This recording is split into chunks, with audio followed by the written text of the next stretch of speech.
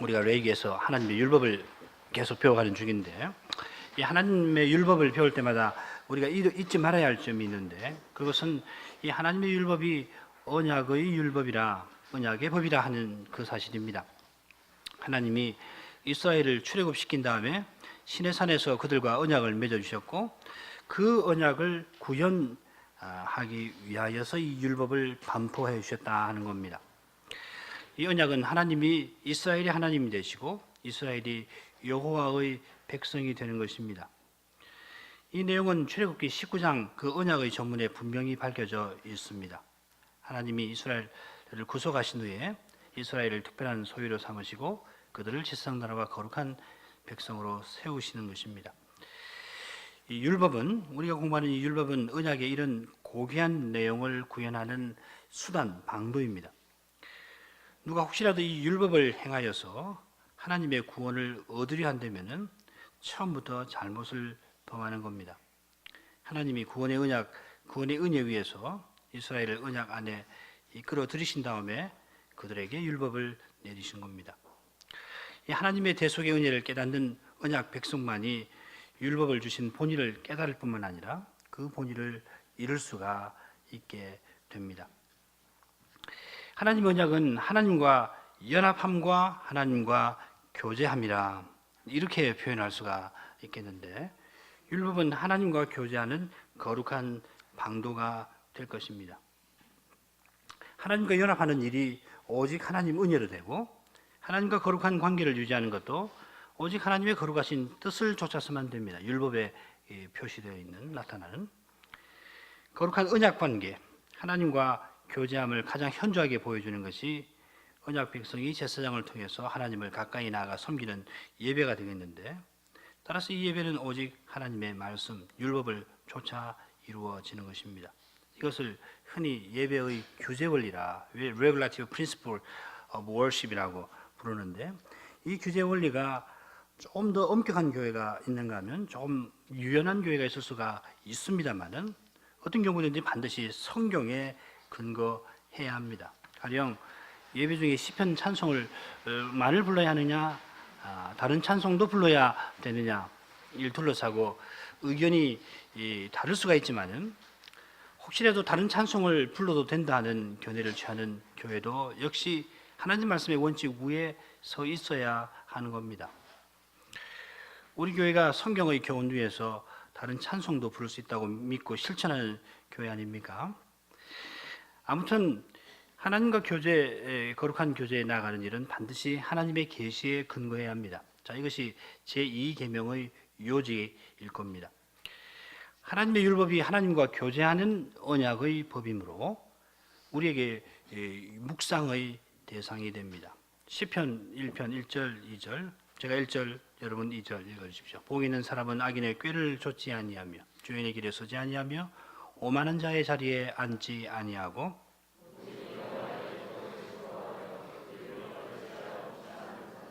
하나님이 율법을, 언약을 시행하는 방도로 주셨기 때문에 그 율법은 자연히 하나님의 언약에 관하여 교훈하기 때문입니다.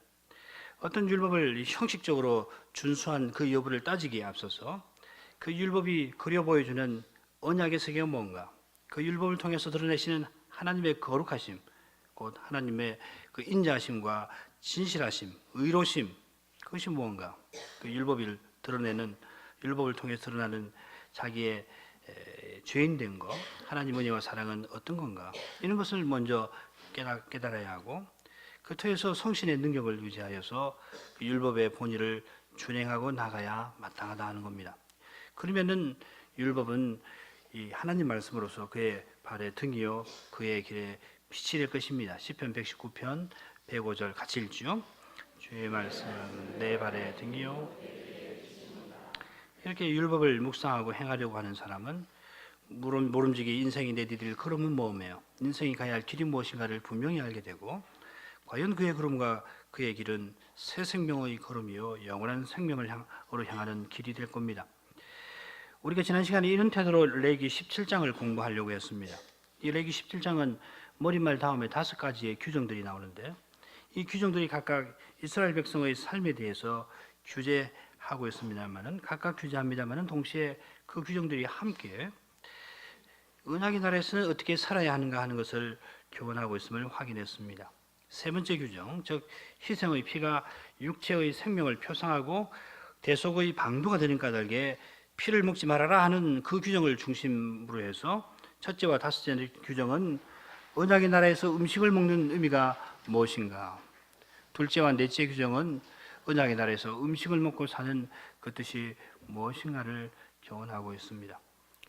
희생제사로 드릴 수 있는 짐승의 경우에는 먼저 회막에서 화목제로 드릴 건데 하나님이 그 제사를 향기로운 제물로 받으신 다음에 돌려주시는 그 고기를 먹으라고 정하셨습니다. 이는 다섯째 규정과 특별히 레위기 22장 전반부 내용하고 결부를 시켜볼 때에 그 의미가 무엇인가가 명백히 드러납니다. 첫째, 다섯째 규정, 그리고 22장 전반부, 뭐 다 다른 부분도 21장, 22장 뭐 마찬가지인데요. 22장 전반부 제사 가문이 성물 먹는 것과 관련된 이 규정들을 한데 놓고 보면은 사람이 음식을 먹고 사는 것이 어디 있는가? 사람이 무릇 하나님이 주시는 생명과 호흡과 만물을 누리며 사는 것은 어디 있는가? 사람이 무릇 하나님이 주시는 있는가를 잘 보여줍니다. 이런 뜻이 그 다음 둘째, 넷째 규정에서는 소극적인 방식으로 조금 더 분명히 제시되어 있고 셋째 규정에서는 그 의미들이 다 종합해서 주제로서 제시되고 있다 하겠습니다. 언약의 나라에 사는 사람은 누구든지 이런 규정을 생각할 때에 하나의 규정과 관련된 그런 어떤 그 현실, 이 법적인 현실이죠. 법적인 경우에 직면할지라도 율죄로 율법을 묵상하는 그러한 태도를 취하고서 간다면은 그가 당면한 법적 현실의 문제, 이 법적 사건의 사실의 문제를 해결할 수 있을 뿐만 아니라 동시에 17장 전체의 교훈과 나아가 22장의 교훈을 함께 배울 수가 있고, 그래서는 결국 거룩하신 하나님의 통치 아래서 자신이 살아가는 그 의미가 뭔가, 우리나라 이 이스라엘 나라를 세우신 그 의미는 뭔가, 목적이 무엇인가를 자연히 배워나갈 수가 있게 될 겁니다. 하나의 법적인 문제를 해결해야 할 상황에 있을 때라도 동시에 언약의 나라에 속한 자로서 자신의 그 위치는 뭔가, 그걸 깨닫고서 동시에 자기를 비롯해서 자기 민족 전체에 내리신 거룩한 사명의 내용을 더욱 깨닫고 나갈 수 있게 하신 것입니다. 우리에게도 마찬가지입니다. 뭐 이스라엘 이야기였습니다만은 새 이스라엘인 우리에게 똑같이 해당될 겁니다. 이런 교육적 효과는 이 세상 나라와 그 법률 체계에서는 찾아보기 어려운 대단히 우수한 방법이 아닐 수가 없고, 더욱이 그 교육의 내용은 단순히 이 세상에서 평화와 질서를 누리는, 안녕을 누리는 그런 정도가 아니고 영원한 나라의 평안과 기쁨을 맛보게 할 만큼 깊고도 깊습니다. 자, 바로 이런 점에서 이 구약의 율법은 그리스도 안에 있는 신약 백성에게 은혜의 방도로 작용하는 겁니다. 자, 이것이 바로 율법의 제3의 용도입니다. 이른바 삶의 준칙으로서 용도가 되겠습니다. 오늘 저녁에 우리 그거 좀 배울 겁니다. 이 용도에서 율법은 지금 우리가 속한 하나님 나라가 어떤 나라인가, 이 나라가 얼마나 의롭고 복되고 능력 있는 나라인가, 또 얼마나 호방하고 아름다운 나라인가를 보여주고 그 나라에서 뭘 어떻게 행할 건가를 가르쳐 주는 것입니다. 오늘날 세계적인 금융위기 앞에서 이 레위기 17장이나 그 밖에 성경 말씀에서 먹고 사는 문제에 대해서 교훈하고 있는 그 내용은 땅에 붙어있는 우리의 마음을 깜짝 놀라게 합니다. 날마다 하나님이 일용할 양식을 주시되 우리의 머리카락을 다 헤아리시는 그런 사랑과 권고를 통해서 일용할 것을 주신다는 사실을 알고 하나님 주시는 것으로 만족하고, 그리고 모든 염려는 하나님께 다 의탁하고서는 올곧게 하나님이 기뻐하시는 뜻을 다 이루며 살라고 교훈하지 않습니까? 이 교훈은 세상을 이기는 힘의 원천입니다. 이런 교훈을 믿고 의지하고 사는 백성은 산이 흔들리고 바다가 요동하는 그런 때에도 결코 흔들리지 않고 담대하게 그 요동하는 가운데서도 자기의 소명을 이룰 거고 자기의 그 길을 빈틈없이 걸어갈 것입니다. 하나님 나라는 이런 신자의 태도를 통하여서 세상에 나타나는 것입니다. 참으로 아름답고 거룩한 나라의 모습이 그를 통해 나타납니다. 자, 그런데 신전에도 육신으로 행하면은 하나님 나라의 이런 모습을 잘 모를 수가 있습니다. 하나님 나라에 살게 하셨는데도 마치 떠돌이 거지처럼 되어서 어떻게든지 먹고 살아야 되겠다 하고서는 이 세상에 빌붙을 수가 있는 겁니다. 믿음으로 하나님 나라의 능력을 별로 경험하지 못하면은 하나님 나라는 뭐 좁고 세상은 넓게 보이는 거고, 하나님 나라는 왜소하고 세상은 크게 보이고, 하나님 나라는 소박하다 못해서 남루해 보이고 세상은 화려하고 찬란하게 보이는 법입니다. 그러나 장차 하나님 나라는 완성된 형태로 나타날 거고, 그때는 그 실체가 찬란히 다 드러나서 모두가 믿지 아니하는 자까지라도 그 위대한 모습에 압도를 당하고 그 아름다운 아움에 우리가 매료당하며 그 찬란한 모습에 차마 눈을 뜨지 못하게 될 겁니다. 그러나 지금도 그 나라는 그 거룩하고 복되고 아름다운 모습을 하나님 말씀이 전파되고 이루어지는 교회와 신자의 거룩한 삶을 통해서 분명히 드러나고 있고, 우리의 소명을 통해서 우리의 일상에서도 드러내고 있습니다. 믿음으로 이 현실을 보는 사람은 사소한 일에서 가령 아주 간단하고 소박한 한 끼 음식을 먹는 일에서도 하나님 나라의 능력을 맛보고 동시에 영원한 나라의 아름다운 편리를 거기서 경험하고, 그래서 그 나라에 대한 소망이 더욱 견고하게 될 것입니다. 오늘 레위기 18장으로 가겠습니다. 이 규례들은 타락한 인생의 추악한 현실을 지적하면서, 특히 인간관계에 나타나는 그 추악한 현실을 지적하면서 하나님 백성이라면은 무릇 사람을 어떻게 대하고 살아야 하는가 하는 것을 교훈하고 있습니다. 하나님의 거룩한 백성답게 인륜관계를 어떻게 수립하고 나갈 것인가 교훈하기 위해서 레위기는 창조 규례에 근거해서 또한 정결법과 관련하여서 혼인과 과정에 관한 문제를 여기 18장에서 집중하여 다룹니다.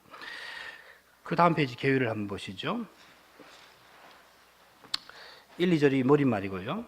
2절 하반절부터 5절까지가 시작하는 권고의 말씀인데, 거기가 두 가지로 나눌 수 있습니다. 여호와 하나님의 자기 소개가 있고, 그 다음에 이방 풍속을 따르지 말라, 여호와의 법을 지키라 하는 명령이 나옵니다. 권고에. 그 다음에 6절부터 23절이 본론인데 여러 가지 법령이 나옵니다. 셋으로 나눠보면 근친상간에 관한 법령, 그 추가적인 법령, 그리고 기타 불법적인 성관계와 몰래구상 숭배에 관한 금령이 나오고 있습니다.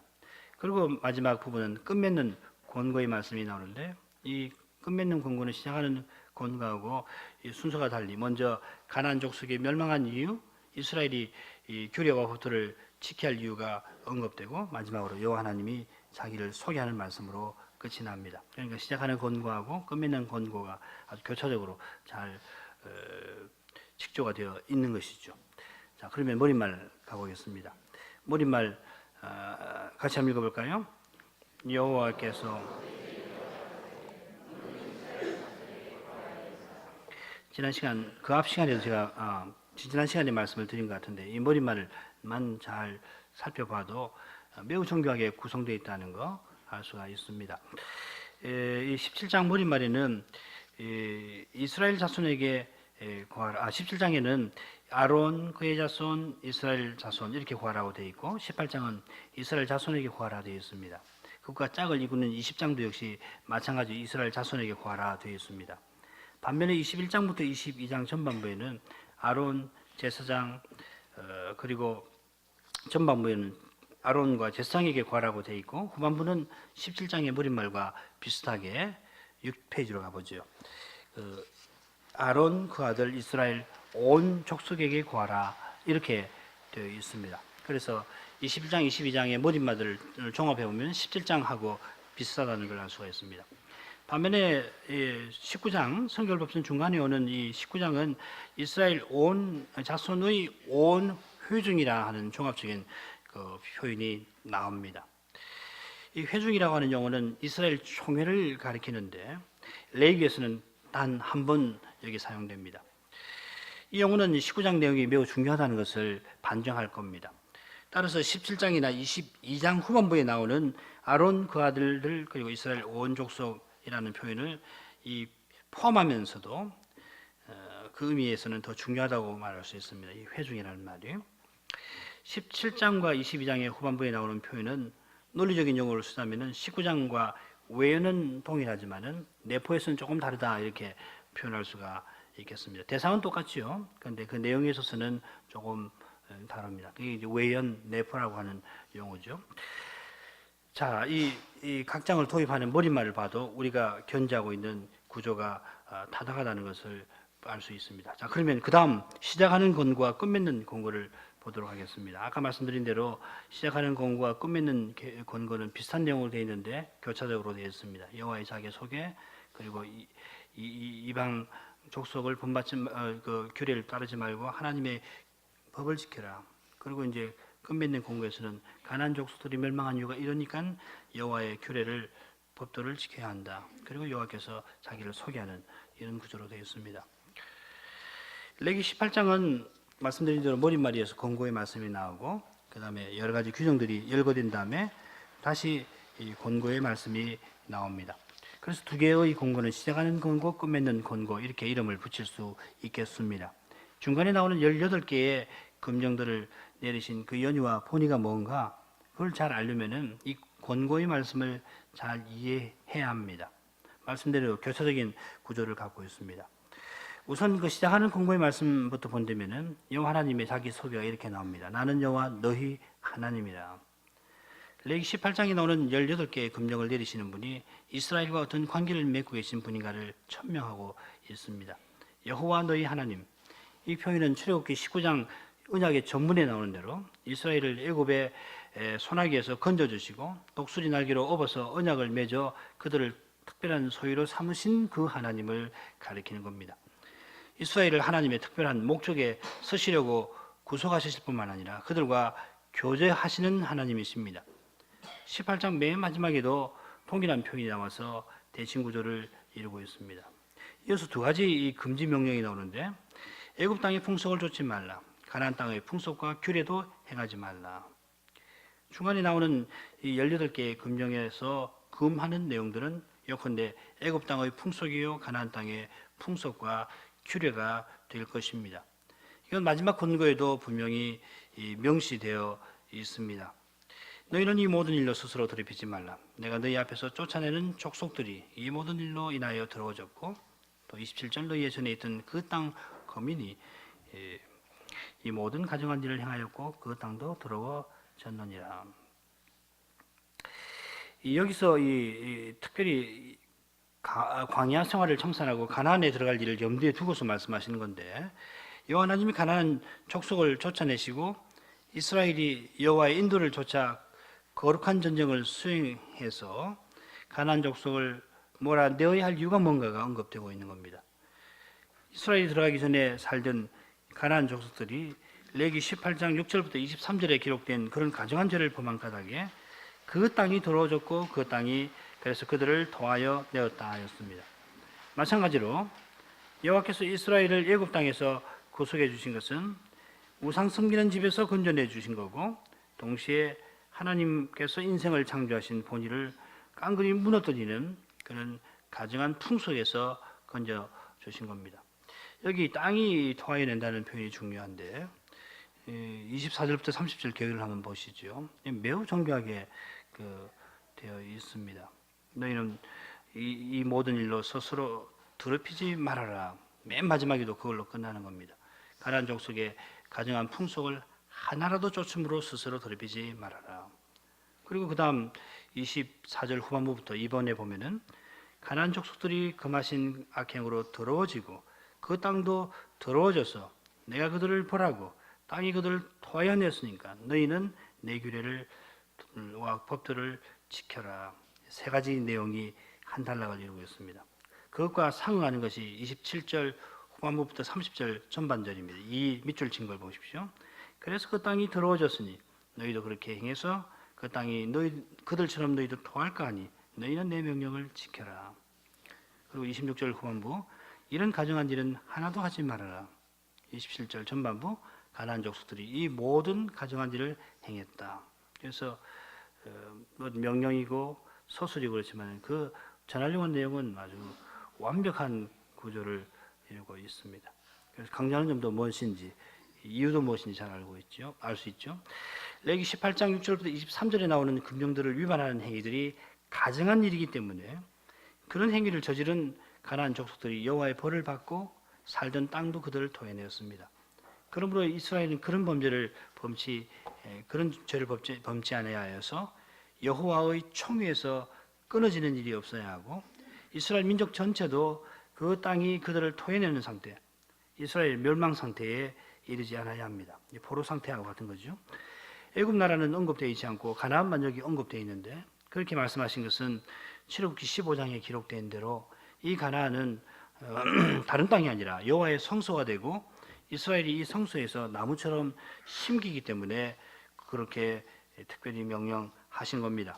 같이 한번 읽어보죠. 주께서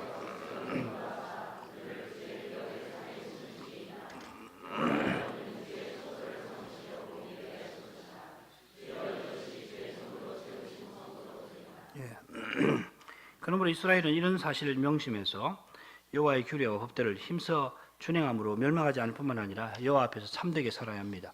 하나님께서 여호와 곧 이스라엘의 하나님으로서 이것을 명하십니다. 이 4절 5절의 말씀입니다.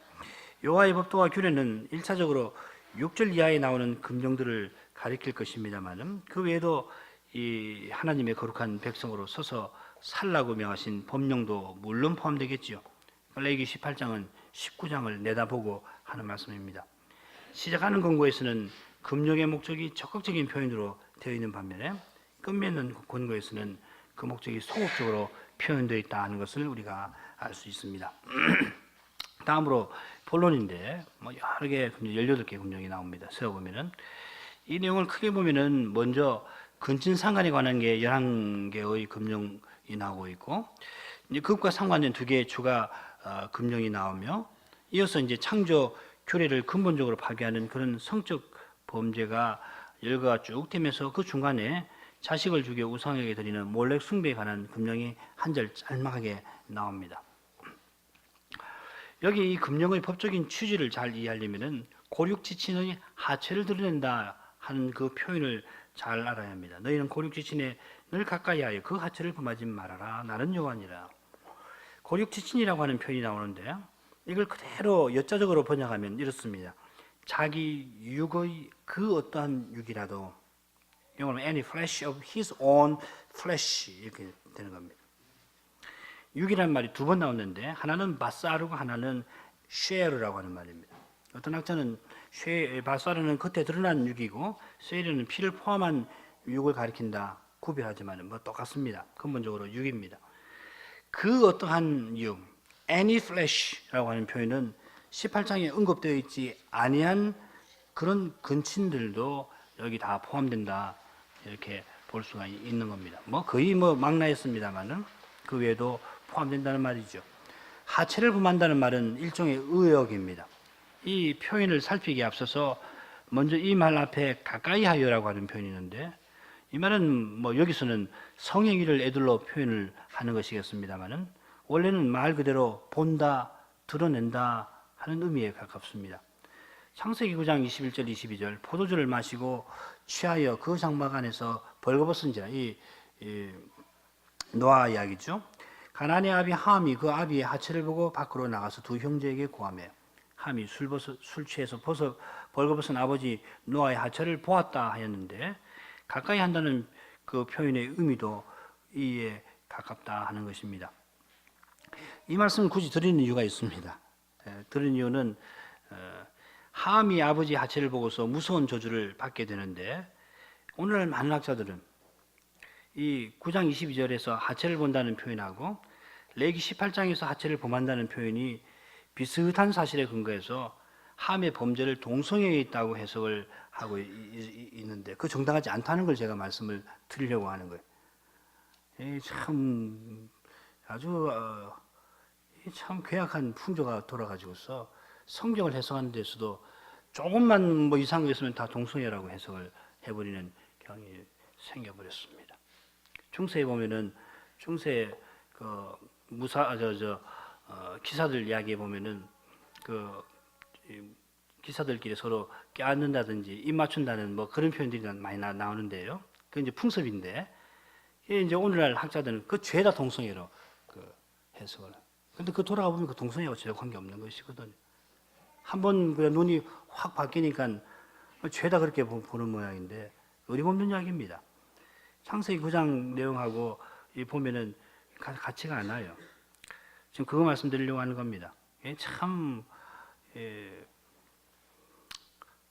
이게 동성애 문제는 뭐 별도로 다뤄야 되겠습니다만은 뭐 예를 들면 이런 겁니다. 제가 미국서 공부를 할 때에 친한 그 2세 학생이 하나 있었습니다. 저하고 나이도 비슷하고. 그 이제 친하니까 뭐 이런저런 이야기를 했죠. 그러니까 무슨 한국서 늘 하던 대로 친하니까 뭐 이야기하면서 왜 그래 하면서 그 친구 저 허벅지 위를 탁 쳤는데 이 친구 깜짝 놀라는 거예요. 이해되시죠? 뭐 한국서 뭐 아무 문제 되지 않는 건데 미국 사회에서는 그런 것이 이제 만연하니까는 그런 것도 이제 다른 사람에게 이상하게 읽히니까는 인과관계가 어떻게 되겠어요? 인과관계가 이전하고 달라지는 거란 말이죠. 한국서는 뭐 지금도 어디 출장 가면 남자 둘이가 한 방에 가서 자는 거 아무렇지도 않지 않습니까? 미국서 그러면 이상하게 본단 말이죠. 이 동성이라고 하는 걸 쉽게 보면 안 됩니다.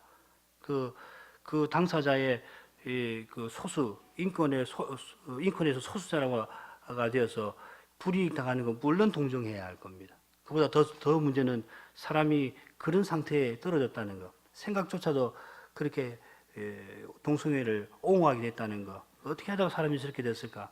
참 긍휼히 여기고 하나님께서 불쌍히 여기셔서 그런 데서 벗어나게 해주시라고 기도라도 해야 될 것입니다. 그렇지만은 그럴 때라고 하더라도 동성애 자체를 옹호할 수가 없어요. 이게 사회에 만연하고 하게 되면 인간관계 전부 다 바뀌어야 돼요. 안 바뀔 수 없게 되는 겁니다. 이전 세상으로 돌아가지를 못합니다. 더 심각한 것은 이 동성애는 근본적으로 하나님이 만드신 창조 질서를 다 뒤집어 버리려고 하는 거예요. 의도했든 의도하지 않았든 동성애를 지지하는 사람이 그걸 의도하든 하지 않든 이걸 밀고 나가면은 이 세상은 완전히 뒤집어져 버리는 거예요. 하나님 만든 세상을 완전히 근본부터 뒤집어 버리려고 하는 거란 말이죠. 뭐 그 이야기 생각나서 말씀드렸습니다. 그러나 창세기 9장 읽어보면은 그거 아니거든요. 한번 좀 더 읽어보죠. 레기 18장에 근친상간의 죄를 표시하기 할 때는 벌거벗음을 드러낸다 하는 표현이 이 성행위를 애들로 뜻하는 것이 사실인데요. 반면에 9장에서 함은 말 그대로 아버지의 벌거벗음을 보았습니다. 그건 문자 그대로 일어난 겁니다. 그와 대조적으로 함의 형제들은 그것을 보지 아니하고 옷을 메고 뒷걸음질 쳐서 그 아비의 벌거벗음을 덮고 보지 아니하였습니다. 셈과 야벳이 옷을 취하여 자기들의 어깨에 메고 뒷걸음질 쳐 들어가서 아비의 하체를 덮었으며 그들이 얼굴을 돌이키고 그 아비의 하체를 보지 아니하였더라. 이걸 무슨 뭐 동성애로 해석할 것이 뭐가 있냐면 그 사실 그대로 이야기하는 거 아니에요. 그러니까 이 함이 아버지의 벌거벗음을 보고서 그걸 희롱하는 그것이 얼마나 무서운 죄로 하나님 보시는가. 부모의 권위를 농락하는 것이 얼마나 무서운가. 그걸 배워야 되는 거 아니에요. 그죠? 여기에 성적인 내용이 함축되어 있지 않습니다. 말 그대로 셈과 야벳은 옷을 어깨에 메고 뒷걸음질 쳐서 아버지의 벌거벗음을 덮었고 반면에 함은 그것을 보았습니다. 그 대조가 있는 것이 뭐 무슨 다른 걸 가져올 거 없잖아요. 오늘 성경 해석이라고 하는 것이 이렇게 하고 있단 말이에요. 참 무서운 세상입니다. 자, 반면에 레위기 18장에서는 벌거벗음을 드러낸다는 말을 사용할 때 그것이 성행위일 뿐만 아니라 금지된 가정한 성행위임을 나타냅니다. 에스겔서 읽어보시면 됩니다. 이 벌거벗음은 사람의 생식기를 애둘러 표현하는 말 가운데 하나인데 벌거벗음을 드러낸다 하는 이 표현은 그 가정한 범죄의 상대가 되는 여성이 혼인 상태에 있지 아니한 것을 특별히 표시하는 겁니다. 20절에 다른 여인과 통과하는 죄에 대해서 언급되어 있습니다만은 이 경우에는 벌거벗음을 드러낸다는 표현을 거기 사용하지 않습니다. 벌거벗음을 드러낸다는 표현은 오직 육의 육, 곧 고육 지친에 속하는 여성이 현재 혼인 상태에 있지 아니한 그런 경우에서 여호와 하나님이 가증히 여기시는 행위를 한 것을 표시하는 것입니다. 훨씬 더 가증한 것이죠, 사실은.